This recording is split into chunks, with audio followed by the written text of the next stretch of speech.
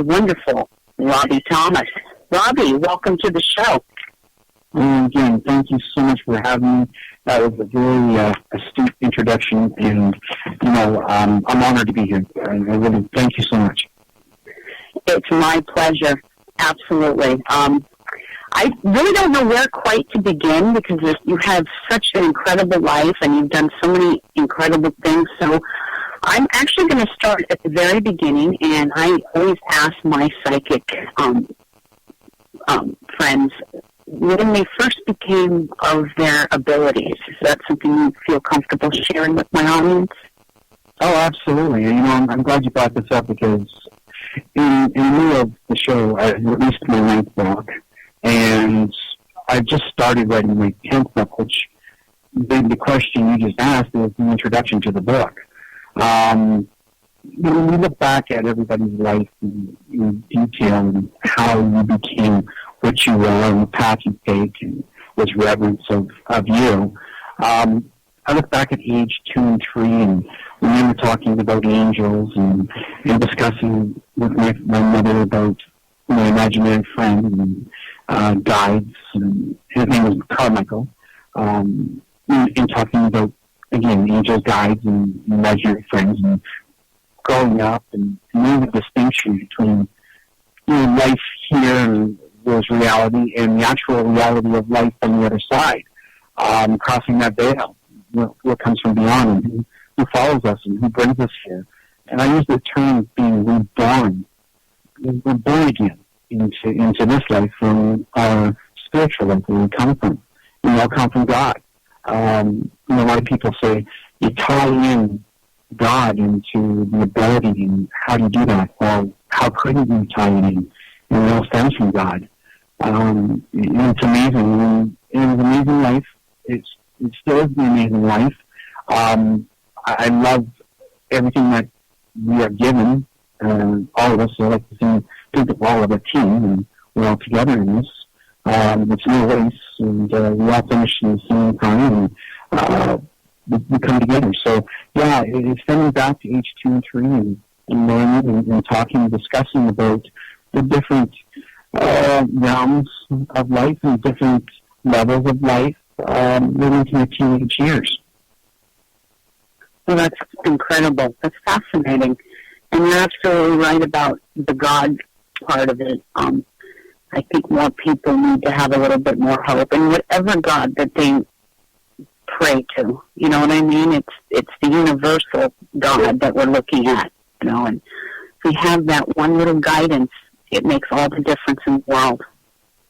Oh, true. If we didn't have a perspective and the understanding of what is bigger and more than what we are, than what we breathe in this life, we would be really a lost soul. But I look at everybody and the good in everybody. Even though we're in troubled times, the children of God, and that is the creator of everything. So yeah, looking back at the early age, and the discontent I only had was through my teen years, because I figured as a teenager, when I wrote this in my first book about 11 years ago, where if I explained to my peer section, I knew I'd be crushed because you'd have your peer section looking down on you, and I didn't want that. So I had that in for many years. And the only one I really opened up to was my mother. My father knew through the different things growing up what was brought forward and what he seen and heard me talk about. Here's a little story. Back in '94, my mother passed away. As she passed away, my uncle and my aunt pulled me aside and we said, all these years you were right. And I was sitting there and I was still bewildered at my mother passing and didn't understand what they were talking about. But the turned and said, she's looking for you. She was looking for you for a long time. And then now I'll take you back to age 2 and 3. And, you're just an innocent child. Children don't see black and white. We're not jaded. We are a open book as a child. And I used to say, I know I have somebody out there who's a part of me. Either I'm adopted or I have another sister out there. And that troubled my mother for a long time. Before my mother married my father, she was with another man, and they had a child. He didn't stay with my mother, so being out of wedlock, the Roman Catholic Church in the early 60s would take a child away from the mother and give him up for adoption. So come forward again, when Fox did a program about this and reuniting with my sister. So you look at a 2-year-old, 3-year-old child telling their parents that I know I have another part of me out there. That is incredible. I mean, you felt this connection to this other person that was a relative, your sibling, your brother or your sister. That's intense, Robbie. Yeah, and growing up and even looking at it in hindsight, it was very intense. And then coming full circle, and after she passed, she kept us a secret. And it was amazing just being pulled aside to show this. It's just the relevance of knowing how the ability works. And when we're more acceptant of the ability we have, well then therefore God will give you what you can handle within a day. This is true. Very true. I've always heard that expression. God never gives you more than you can handle, It's very, can I ask you a question, Robbie? And if it's too personal, you don't have to answer. The last thing I want to do is put you on the spot, but did you ever reconnect with your brother or sister? Yeah, absolutely we did. Fox did a little program show, and it was amazing because we went into detail, and this was back in 1994. So, looking back at where we are now, it's 20-some years ago, but it was amazing. It was truly amazing to meet her. She was a spitting image of my mother. The jet black hair, her features, and I know she was out west in Canada, Saskatchewan area. But, it's amazing. I got to meet her, and, not all things fall through in fairy tales and bubblegum and bonbons, but, I got to meet her, and that's the best part about it, Absolutely. And, that's a connection. It's amazing. And as for your mom, I'm sure, I was raised Catholic myself. So my grandparents were very Roman Catholic. And, back in that era, it was very difficult for a woman to raise a child with no man in the house. It was very frowned upon. And I've heard many stories like this where children were taken away and put in an orphanage and adopted by other people. And I just find this story so touching and amazing that you could reconnect. Beautiful, Robbie, just beautiful. Thank you. Well, let's shift gears just a little bit. I wanted to ask you, out of all the cases that you have done, and I know you've done a great many of them, what has been one of the most memorable or one of the most disturbing cases that you can recall? The most memorable would be getting somebody home alive, and there's a few of them. One lady, she used to follow me. I used to have a forums back in the mid to late 90s on the internet, and it was called Robbie Thomas Forums.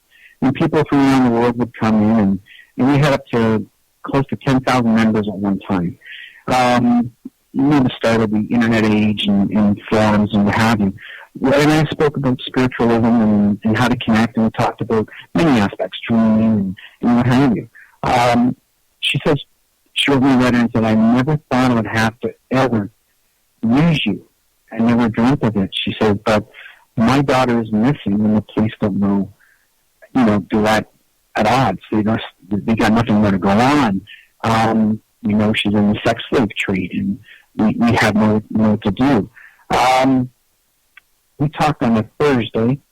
I gave her specific information, and she said, I can't do that. I can't post that on my public social media because my family don't know about it, and so on, and people that she knew. And she goes, my family's not like that. We're really strict religious. And I said, it's either your daughter, and I've done a lot of cases, and I'm very spiritual, so I have to come down to the bones of it. And you either do it or you don't do it, because there's monsters out there who don't care, and you really got to get down to the nitty-gritty. So I explained to her, I said, I give you so much information, and I want you to do this because I know they're watching you. And we hung up on a Thursday with a known void. There was no way she's going to do this, and there's got to be another means. Friday morning rolled around, she hemmed and hawed about it. She said, okay, I'm going to do it.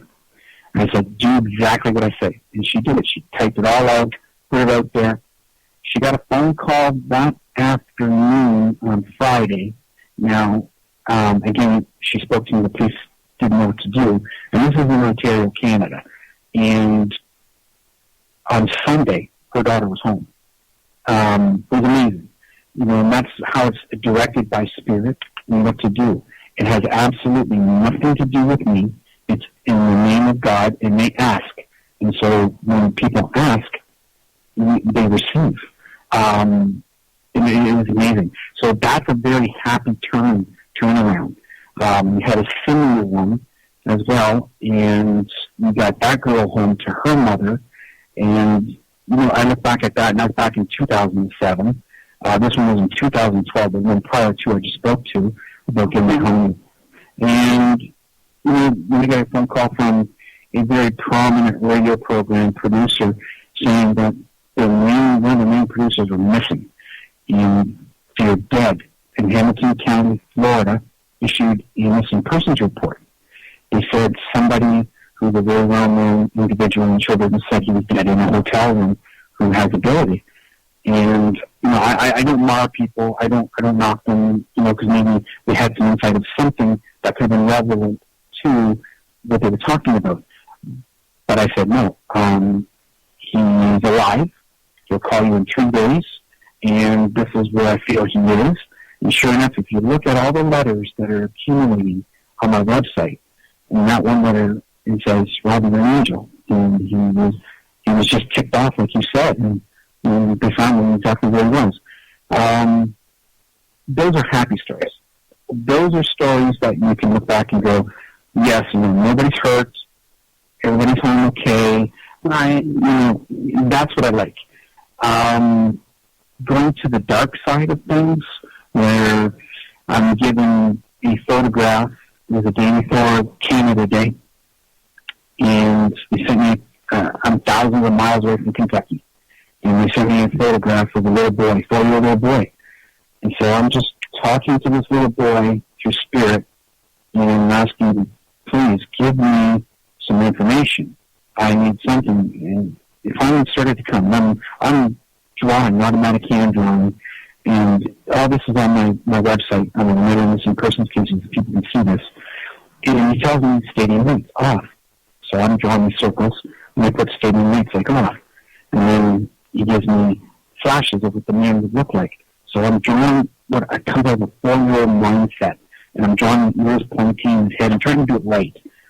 And if you compare the directive of the photograph I drew to the photograph of the man inside the picture set, it's pretty darn close, because everything was coming in flashes really quick. And then I'm asking certain things. He's showing me an orange vest and construction in front of the home, while where the boy was actually in the middle of his home, where there was construction right in front of his house. And then I got John for stadium. And if you stood on the front porch of the mother's home and you look straight ahead through the little clearing, that was Papa John's Stadium. It was right there. So the boy showing the exact details of where he was located.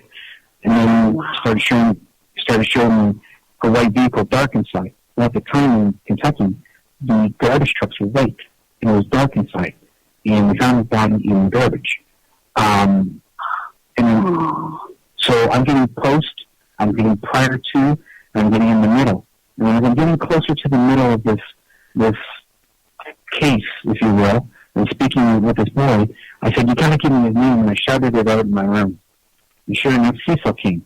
So I wrote the name Cecil on top of the hand drawing, and I put an arrow to the monster's head, the individual. And and then there was a break. There was nothing. I thought, I lost the boy, I lost the spirit, and what's going on? Well, at that time, he was being murdered, and I can sense this and feel this. and then there was a connection again. And then I'm getting told there's really